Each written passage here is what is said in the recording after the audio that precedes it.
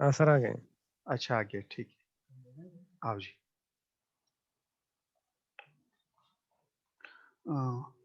लिख शांति लेक्चर मु खुदा स्लाइड चेक मु रिकॉर्डिंग नो शुरू करे बेसर ना कोमा सही हो जो कैमरा ओके तो उसी टॉपिक की तरफ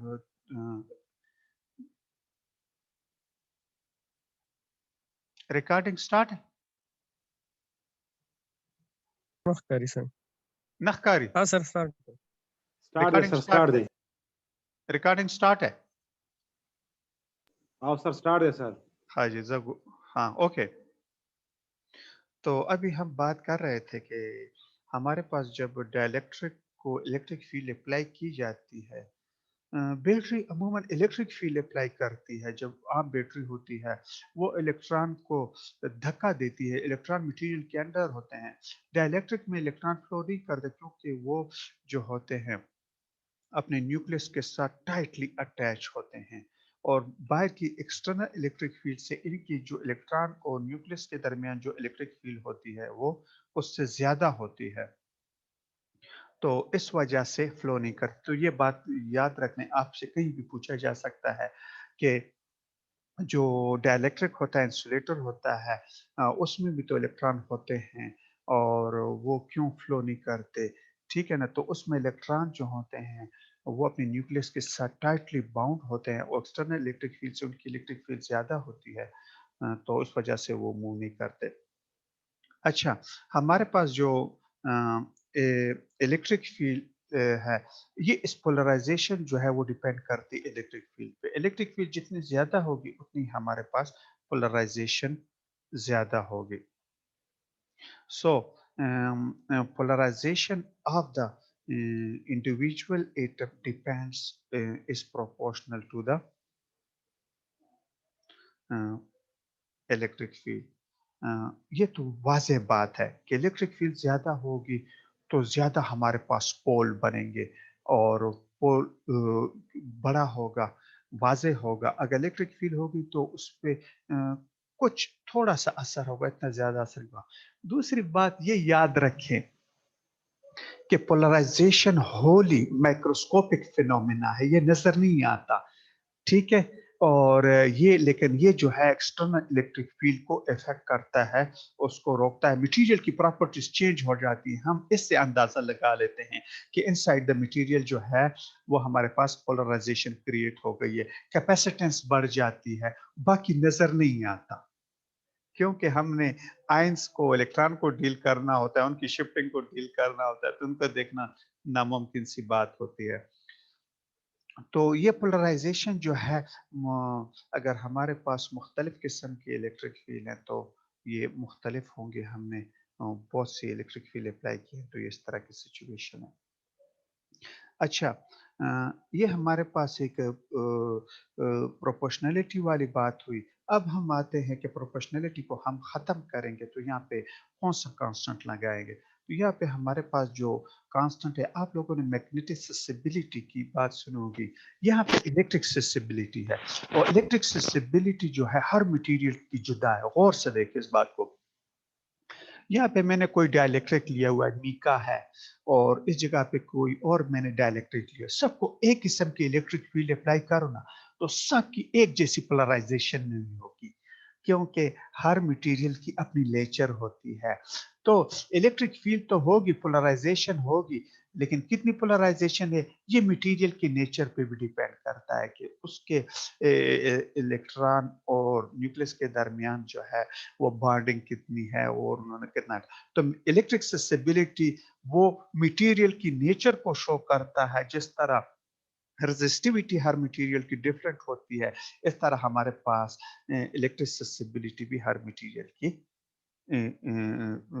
different होती है तो polarization depends on the electric field but polarization also depends on the nature of the material and electric susceptibility determines electric susceptibility chi e determines the nature of the material how much it responds to the external field electric susceptibility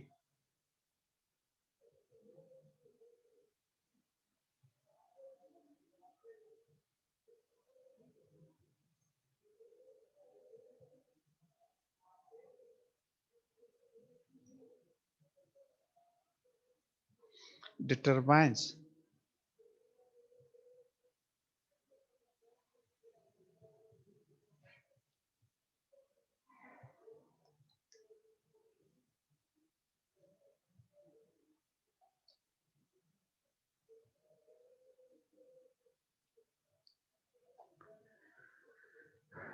the response of a material to the electric field. Response means polarization.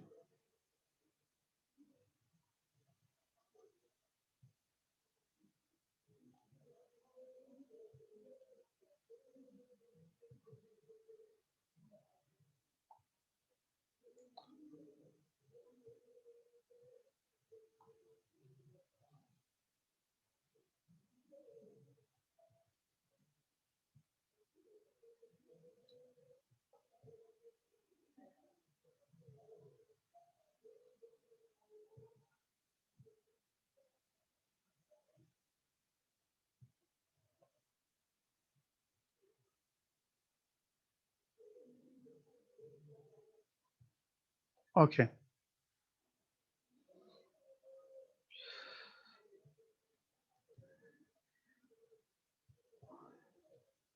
ये मिटा दूं, यहाँ तक बात समझ आ गई है? जी sir. ठीक है, ओके, क्लियर। अच्छा, ये क्वेश्चन आप लोगों को तो गॉसेस डाइवर्जेंस थ्योरम याद है ना? जी सर। हाँ, गॉसेस डाइवर्जेंस थ्योरम क्या कहता है, या गॉसेस लॉ क्या कहता है, differential form of Gauss's law? वो हम कहते हैं divergence of E is equal to rho by epsilon naught for the free space. इस तरह है,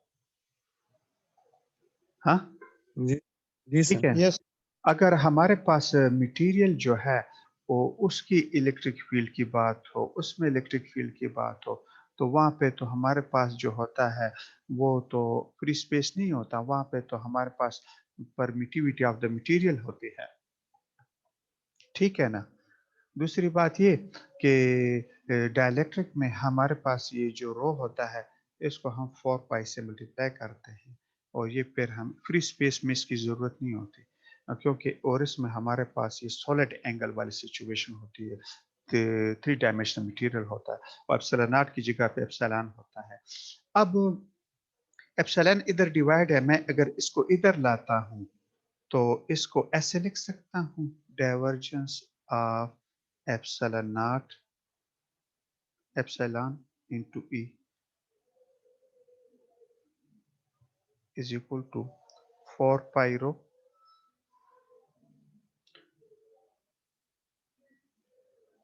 ठीक है। अब हमारे पास ये डाइवर्जेंस हो गया, और एप्सिलॉन नॉट E को मैं कह सकता हूं डिस्प्लेसमेंट वेक्टर, लेकिन ये इसकी सिंपल सिचुएशन है, ये इलेक्ट्रिक फील्ड के बराबर चीज है, लेकिन जब इलेक्ट्रिक फील्ड को मटेरियल की परमिटिविटी के साथ मल्टीप्लाई कर लो तो ये हमारे पास जो टर्म बन जाती है इसको कहते हैं डिस्प्लेसमेंट वेक्टर, ठीक है। इसकी एक दूसरी मॉडिफाइड फॉर्म भी है, जब हमारे पास पोलराइजेशन क्रिएट हो जाती है, ये उस सिचुएशन के लिए नहीं है, ये उसके बगैर है, पोलराइजेशन के बगैर है। सो अब इधर सिंपल सिचुएशन के लिए D इज इक्वल टू मैं लिख सकता हूँ और एप्सिलॉन ई मटेरियल मीडियम के लिए, और फ्री स्पेस के लिए इसको एप्सिलॉन नॉट लिख सकते हो। डिस्प्लेसमेंट वेक्टर असल में इलेक्ट्रिक फील्ड की ही सिचुएशन है, लेकिन ये जब मीडियम के अंदर होती है और मीडियम उस पर किस तरह इफेक्ट करता है, वो जब इलेक्ट्रिक फील्ड बन जाती है तो उसको कहते हैं displacement vector. The displacement vector is the electric field when it is the electric field is multiplied with the permittivity of the medium. Then that electric field is called uh, displacement vector. तो ये हमारे पास उसकी situation है। ये Gauss's law को displacement vector की form में इस तरह लिख सकते हैं, divergence of D is equal to rho, या वो अगर डाइलेक्ट्रिक मटेरियल है तो 4 पाई रो। अच्छा, हम यहाँ पे पोलराइजेशन की हमने बात की कि पोलराइजेशन और फिर कैपेसिटर में और चीज़ों में ये पोलराइजेशन बहुत इफेक्ट करती है, और ये पोलराइजेशन जो है कैपेसिटर की कैपेसिटेंस को बढ़ा देती है। सिर्फ यहाँ पे हम अप्लाई नहीं कर रहे, लेकिन हमने कुछ एप्लीकेशन की बात की है, आप इसको समझो। और जब आएंगे, अब रिसर्च में आओगे किसी चीज में, तो आपको ये चीज इस तरह इस्तेमाल करें। नेक्स्ट उसकी तरफ जाते हैं, स्लाइड की तरफ।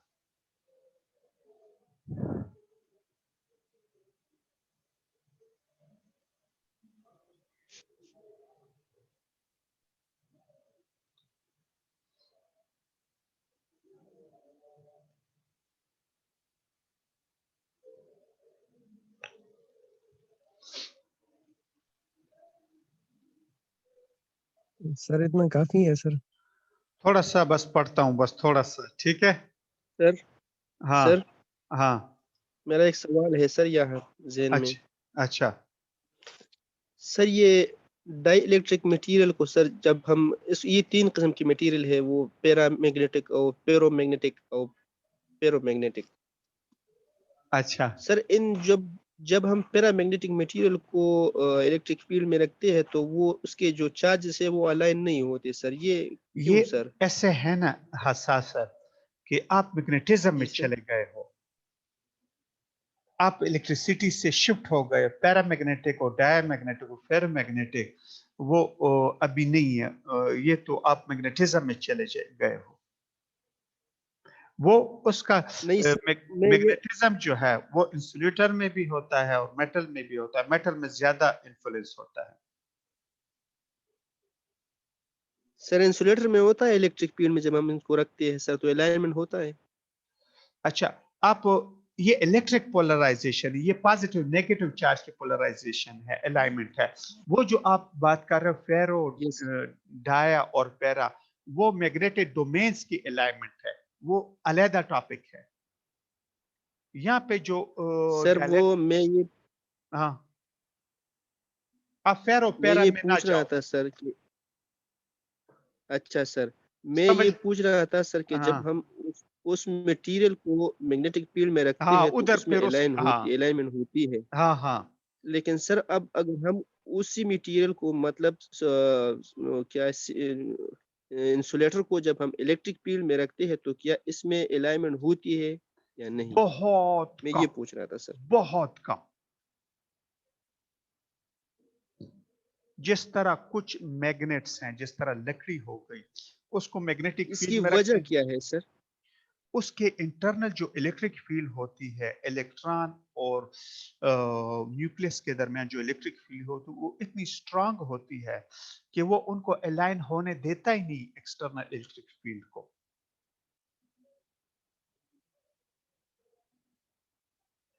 अच्छा सर, और सर फिर जब इस मटेरियल को अगर हम वो रब करते हैं ना सर हम्म, फ्रिक्शन पे, हम्म। तो उसमें सर फिर अलाइनमेंट हो जाती है सर वो हीट उसके एनर्जी की अपने वजह से। चार्जेस नहीं होते, वो जिसके साथ रब करते हैं ना, उससे वो चार्ज ले लेता है। वेख्तोना कपड़ेना, सही है सर, समझ में उसके आया। अपने नहीं ठीक होते। है सर, थैंक यू सर। हाँ ठीक है। अच्छा, ये थोड़ा सा बस काम करते हैं, आज तो लेक्चर बहुत लंबा हो गया, ठीक है ना। अच्छा, और नेक्स्ट तो ये इसको शेयर करते हैं थोड़ा सा, ये शेयर है आप लोगों के साथ। नहीं सर। अच्छा, इसको शेयर करते हैं, ये वाला है। अच्छा, हमने अब इसको जो अभी हमने गॉसेस ला किया है डिफरेंशियल फॉर्म में, तो इसको हम अप्लाई करते हैं बाउंड्री पे। फर्ज करिए ये हमारे पास जो लाइन है, ये बाउंड्री है। एक तरफ हमारे पास एप्सिलॉन 1 है और दूसरी हमारे पास एप्सिलॉन 2 है। एक तरफ हमारे पास इलेक्ट्रिक फील्ड बनती है D1 और दूसरी तरफ हमारे पास इलेक्ट्रिक फील्ड बनती है D2। ठीक है, ये हमारे पास बाउंड्री है, तो एक तरफ एक वो किस्म के चार्ज है, दूसरी किस्म के चार्ज हैं। तो इस बाउंड्री पे हमने गॉसेस लॉ को अप्लाई करना है।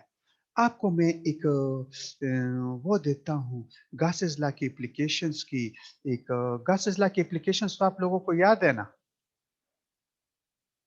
हाँ, एफएसी में गासेस लॉ की एप्लीकेशन जी सर, जी सर। याद है ना? तो एक एप्लीकेशन है हमारे पास सरफेसेस के लिए और वो है ना E is equal to sigma by epsilon not.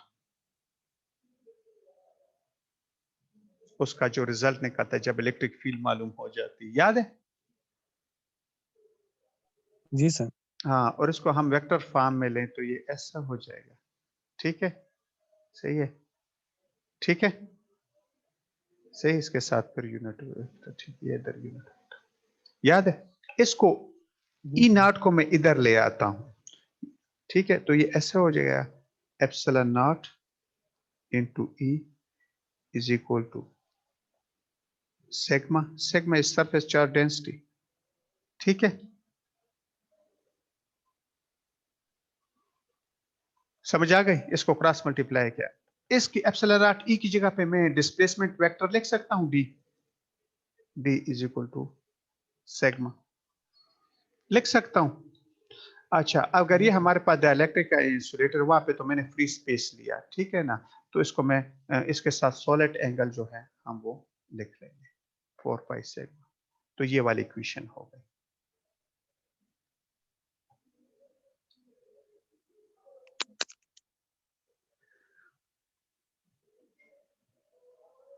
लिख लिया है? Yes sir. अच्छा, एक तरफ हमारे पास जो गासेस लॉ की डिफरेंशियल फॉर्म है वो इस तरह हो जाएगी D1 is equal to 4 pi sigma और दूसरी तरफ हमारे पास हो जाएगी D2 is equal to 4 pi sigma या सिग्मा 1 सिग्मा 2। एक तरफ एक डेंसिटी है, दूसरी तरफ सरफेस चार्ज, ये सरफेस है एट बाउंड्री। अब हम यहाँ पे जो है एक दूसरे के साथ इंटरेक्ट कर रहे हैं, ये हमारे पास बने तो D1 माइनस D2 या D2 माइनस D1। बाउंड्री पे इस तरह इलेक्ट्रिक फील्ड मालूम करोगे, ये हो जाएगा 4 पाई सिग्मा। आपको ये इक्वेशन आ गई और इससे आप कोई चीज भी मालूम कर सकते हो। अगर आपके पास एक बाउंड्री है, एक तरफ एक इलेक्ट्रिक फील्ड है, उसका डिस्प्लेसमेंट वेक्टर D1 है, दूसरी तरफ दूसरी इलेक्ट्रिक फील्ड है, उसका डिस्प्लेसमेंट वेक्टर D2 है और यहाँ पे एक परमिटिव मीडियम की जो है परमिटिविटी एप्सिलॉन 1 है, दूसरी की एप्सिलॉन 2 है। तो इंटरफेस पे क्या हो रहा है, बाउंड्री पे क्या हो रहा है, तो बाउंड्री पे ये वाली सिचुएशन हो और इसको आप किसी सिचुएशन में भी कोई मटेरियल जब आप एक्सपेरिमेंटल की तरफ आओगे तो ये दूसरी जो इक्वेशन है ये तो नॉर्मल बात है।